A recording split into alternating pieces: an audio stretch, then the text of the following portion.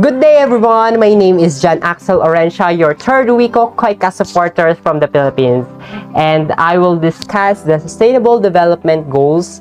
And now, let's proceed to the video. Sustainable Development Goals, or the SDGs, are a collection of 17 interlinked global goals designed to be a blueprint to achieve a better and more sustainable future for all. The SDGs were set up in 2015 by the United Nations General Assembly and are intended to be achieved by the year 2030. They are included in a UN resolution called the 2030 Agenda, or what is colloquially known as the Agenda 2030. The SDGs were developed in the post-2015 Development Agenda as a future global development framework to succeed the Millennium Development Goals, which ended in 2015. The SDGs pay attention to multiple cross-cutting issues like gender equality, education, and culture, cut across all of the SDGs. To achieve sustainable development, three sectors need to come together. The economic, the socio-political, and the environmental sectors are all critically important and interdependent. Progress will require multidisciplinary and transdisciplinary research across all three sectors. According to the UN, the target is to reach the community farthest behind.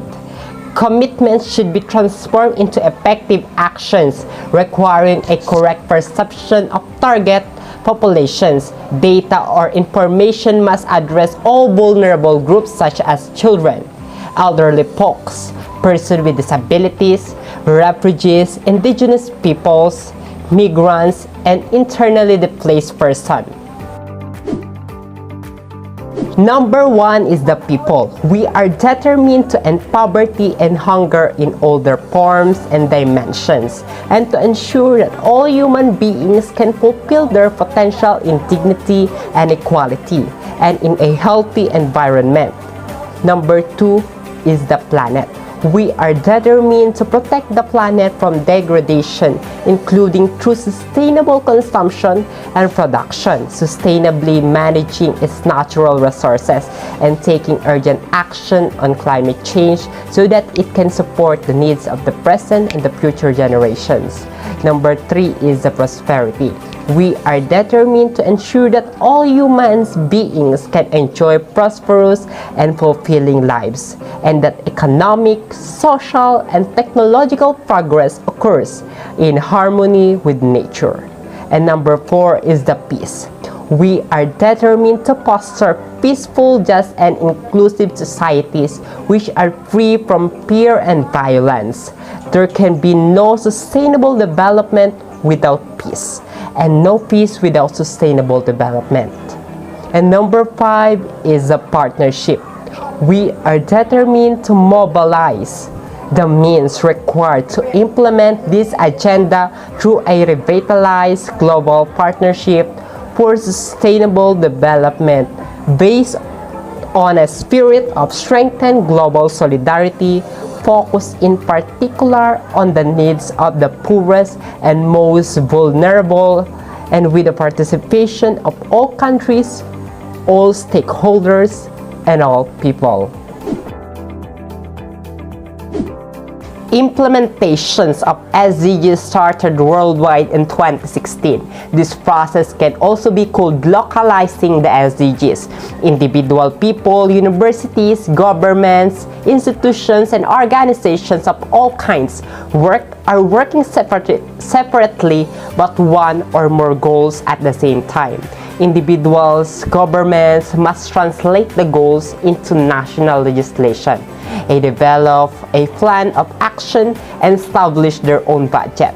However, at the same time, they must be open to and actively searching for partners. Coordination at the international level is crucial, making partnerships valuable. Global goals designed to be a blueprint to achieve a better and more sustainable future for all. The goal number one, the no poverty. Economic growth must be inclusive to provide sustainable jobs and promote equality. Goal number 2, the zero hunger. The food and the agricultural sector offers key solutions for development and is central for hunger and poverty eradication. Goal number 3, the good health and well-being. Ensuring healthy lives and promoting the well-being for all at all ages is essential to be sustainable development. Goal number 4, quality education. Obtaining a quality education is the foundation to improving people's lives and sustainable development. Goal number 5, the gender equality. Gender equality is not only a fundamental human right, but also a necessary foundation for a peaceful, prosperous, and sustainable world. Goal number 6, clean water and sanitation. Clean, accessible water for all is an essential part of the world we want to live in.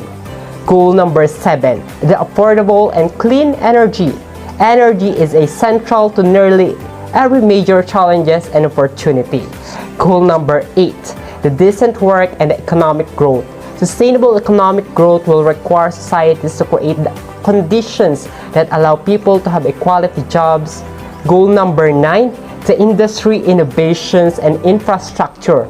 Investment in infrastructure are crucial to achieving sustainable goals or development. Goal number 10, reduce inequalities. To reduce inequalities, policies should be universal in principle, paying attention to the needs of disadvantaged and marginalized populations. Goal number 11, sustainable cities and communities. There needs to be a future in which cities provide opportunities for all access to basic services, energy, housing, transportation, and more. Goal number 12, responsible consumption and production. Responsible production and consumption. Goal number 13, climate action. Climate change is a global challenge that affects everyone, everywhere. Goal number 14, life below water. Careful management of these essential global resources is a key feature of a sustainable future. Goal number 15, life on land. Sustainable managed forests combat desertification and reverse land degradation and halt biodiversity loss. Goal number 16, peace, justice, and strong institution. Access to justice for all and building effective, accountable institutions at all levels. Goal number 17, partnership. Revitalize the global partnership for sustainable development. Now, you heard about the Sustainable Development Goals. Be part of Voices for Change. Whether you're a climate campaigner, a gender activist, or someone who just wants to see real change in your lifetime, we want your voice to be heard. Get involved. Everyone can contribute to making sure that the global goals are met.